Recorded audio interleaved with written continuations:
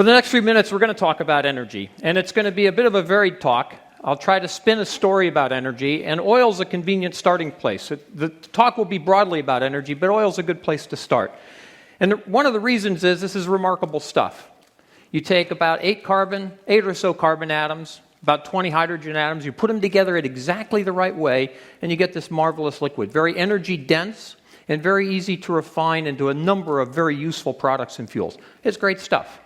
Now, as far as it goes, there's a lot of oil out there in the world, right?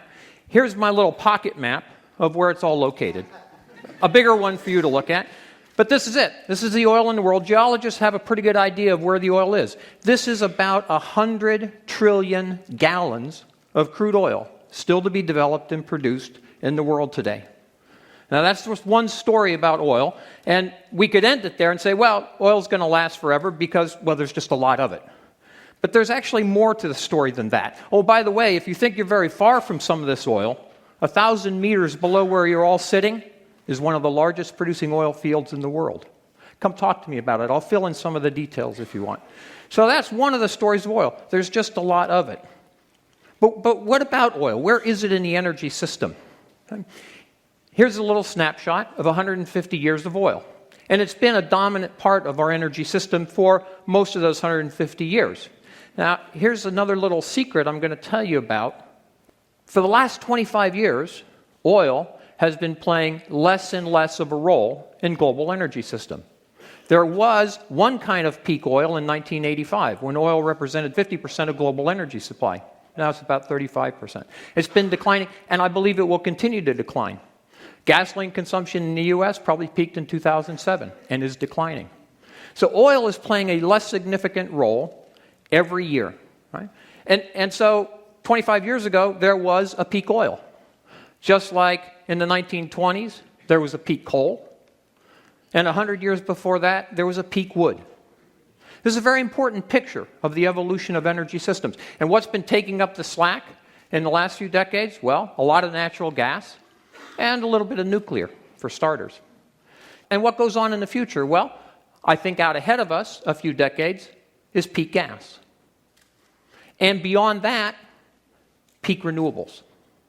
Now, I'll tell you another little very important story about this picture. Now, I'm not pretending that energy use in total isn't increasing. It is. That's another part of the story. Come talk to me about it. We'll fill in some of the details.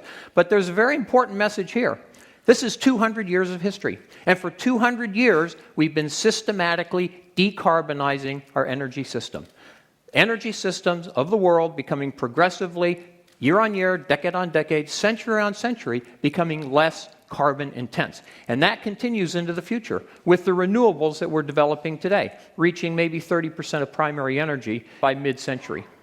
Now, that might be the end of the story. Okay, we just replace it all with conventional renewables. But I think actually there's more to the story than that. And to tell the next part of the story, and this is looking out, say, 2100 and beyond. What is the future of truly sustainable carbon-free energy? Well, we have to take a little excursion. And we'll start in central Texas. Here's a piece of limestone. Picked it up outside of Marble Falls, Texas. It's about 400 million years old, and it's just limestone. Nothing really special about it. Now, here's a piece of chalk.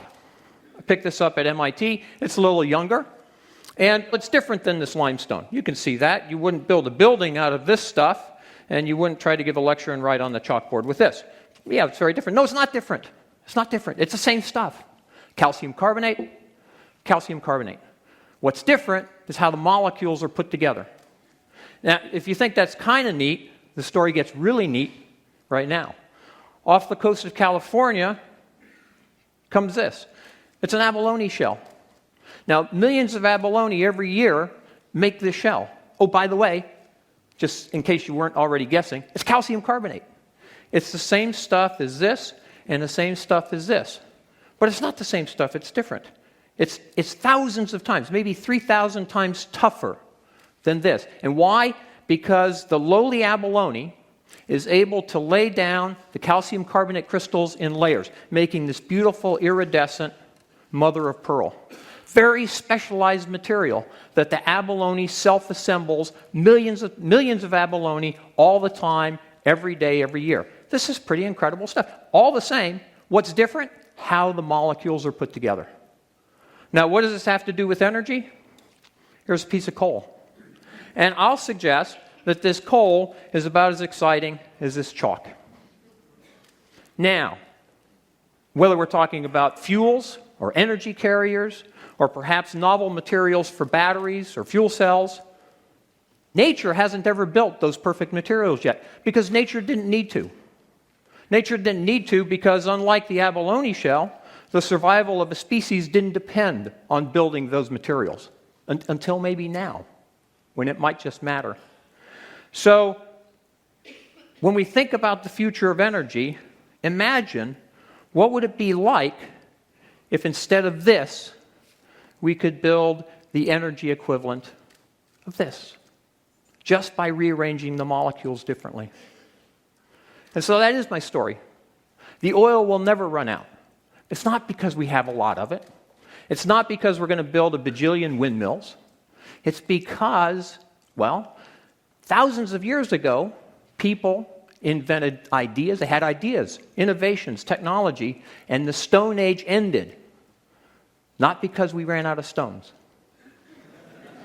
It's ideas, it's innovation, it's technology that will end the age of oil long before we run out of oil. Thank you very much.